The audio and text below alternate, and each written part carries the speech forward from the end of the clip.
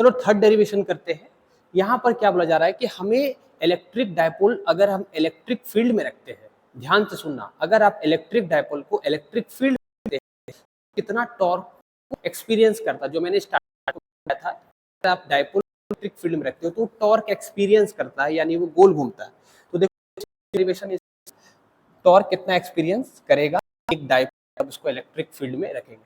तो एक uniform electric field बना लेना है इस तरह से, और इस साइड क्या क्यों कहेंगे, सभी के डायपोल सेम है, इसके बीच का स्पेस है।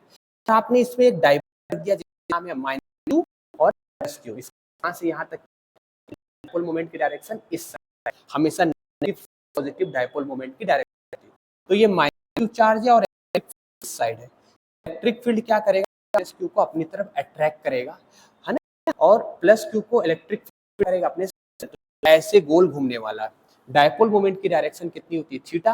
डायपोल मोमेंट और इलेक्ट्रिक फील्ड के बीच का जो एंगल है वो कितना माना गया है, थीटा माना गया है। देखो डायपोल मोमेंट नेगेटिव से पॉजिटिव, इलेक्ट्रिक फील्ड इस साइड, तो इसके बीच का एंगल कितना है, थीटा है, ठीक है ना, इस तरह से है।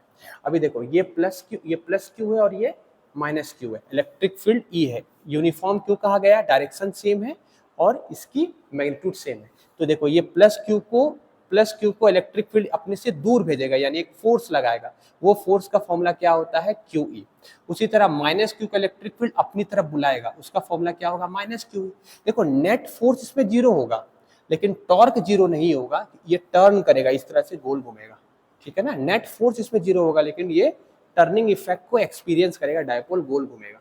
+q और -q, याद रखना, -q QE यानी ये अट्रैक्ट करता, -q को इलेक्ट्रिक फील्ड अट्रैक्ट करता है और +q को अपनी तरफ अपने से दूर भेजता, +q को अपने से दूर भेज रहा है और -q को अपनी तरफ इलेक्ट्रिक फील्ड कहीं से आ रही है ना, सोर्स कहीं ना कहीं होगा, उस इलेक्ट्रिक फील्ड वो क्या करता है, नेगेटिव को अपनी तरफ अट्रैक्ट करता है, तो ये टॉर्क बनेगा। तो टॉर्क का फॉर्मूला हम क्या जानते थे, torque is equal to force into perpendicular distance, हमने ऐसा पढ़ा था टॉर्क का फॉर्मूला, ठीक है ना। तो यहाँ पर हम टॉर्क निकालेंगे कि यूनिफॉर्म इलेक्ट्रिक फील्ड में अगर डायपोल को रखते हैं तो कितना टॉर्क को एक्सपीरियंस करता है, ठीक है। तो चलो टॉर्क का जो फॉर्मूला होता है, ये फोर्स है, ये QE क्या बताता है, फोर्स, ये भी QE क्या बताता है, फोर्स। तो फोर्स के बीच का क्या लेंगे, दो इक्वल एंड अपोजिट फोर्स क्या फॉर्म करता है, सेपरेटेड बाय, इनके बीच का जो फोर्स है, कोई एक फोर्स लेंगे और ये परपेंडिकुलर डिस्टेंस निकालेंगे, तो हमको क्या मिल जाएगा, टॉर्क मिल जाएगा, ठीक है ना। देखो ये भी इधर फोर्स है, ये भी इधर फोर्स, नेट फोर्स इसमें जीरो है, लेकिन नेट टॉर्क जीरो नहीं है, ये इस साइड फोर्स लग रहा है क्योंकि इलेक्ट्रिक फील्ड इधर खींचेगा और +q को इधर ढकेलेगा,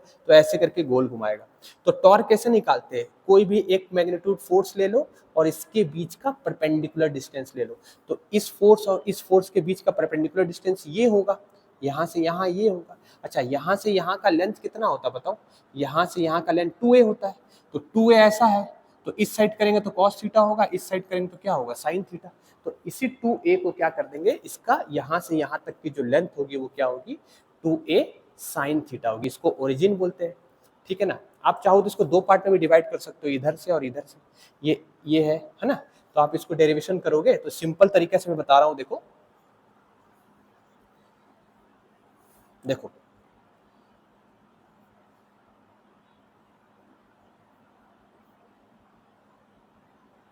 देखो इसमें मेन चीज समझने वाला क्या है, ये a है, ये थीटा है, तो ये डिस्टेंस कितना होगा, a sin थीटा, याद कर लेना। ये a है, ये थीटा है, तो ये कंपोनेंट कितना होगा, ये देखो a यहाँ से यहाँ तक a है, इसको सॉल्व करेंगे तो cos थीटा आएगा, इसी को ऐसे करेंगे तो sin थीटा आएगा, तो ये लेंथ हो गया a sin थीटा। उसी तरह यहाँ पर ये भी थीटा है, ये देखो z बन रहा है ना, तो ये थीटा है, तो ये भी कितना होगा, थीटा। इसको ऐसे रिजोल्व करेंगे तो cos होगा और ऐसे रिजोल्व करेंगे तो sin होगा, तो यहाँ से यहाँ a sin थीटा, यहाँ से यहाँ a sin theta, total distance कितना हो गया, 2a sin थीटा। तो टॉर्क में क्या चाहिए, force into perpendicular distance between the forces. Torque का फॉर्मूला क्या होता है, फोर्स, कोई भी एक फोर्स ले लो, that is QE into perpendicular distance between two equal forces. तो इसके बीच का परपेंडिकुलर डिस्टेंस कितना है, 2a sin थीटा। याद रखना टॉर्क का फॉर्मूला होता है फोर्स इनटू परपेंडिकुलर डिस्टेंस। तो फोर्स कितना था, QE, है ना, QE था, आप ऐसे ले सकते थे, टॉर्क इक्वल टू, डायरेक्टली इतना लिखने की जरूरत नहीं है, QE sin theta, QE into इसके बीच का डिस्टेंस कितना है, a sin theta plus a sin theta, कितना हो जाएगा, 2a sin थीटा। अब देखो 2QA को क्या कहते हैं, 2QA को डायपोल मोमेंट कहते हैं, तो टॉर्क का जो जनरल फॉर्मूला आने वाला वो क्या आएगा, tau is equal to rho e sine theta आया। अब ये भी वेक्टर क्वांटिटी है, ये भी वेक्टर क्वांटिटी है, थीटा इसके बीच का एंगल होता है, ठीक है ना, इसके बीच का एंगल होता है। इसको आप वेक्टर के फॉर्म में भी लिख सकते हो।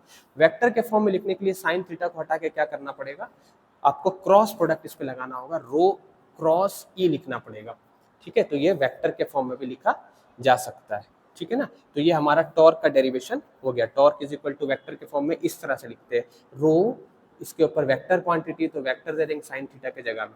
अब करते हैं नेक्स्ट डेरिवेशन, ठीक है। इसी में आप अलग अलग केस लगा सकते थे टॉर्क में, कि टॉर्क जीरो कब होगा, तो साइन 90 में मैक्सिमम होगा। मैक्सिमम टॉर्क कब एक्सपीरियंस करेगा, जब डायपोल को इलेक्ट्रिक फील्ड के परपेंडिकुलर रखेंगे, और मिनिमम कब करेगा, जब डायपोल को किस में रखेंगे, 0 डिग्री में रखेंगे, क्योंकि साइन जीरो की वैल्यू क्या होती है, 0 होती है। अब चलो करते हैं नेक्स्ट डेरिवेशन।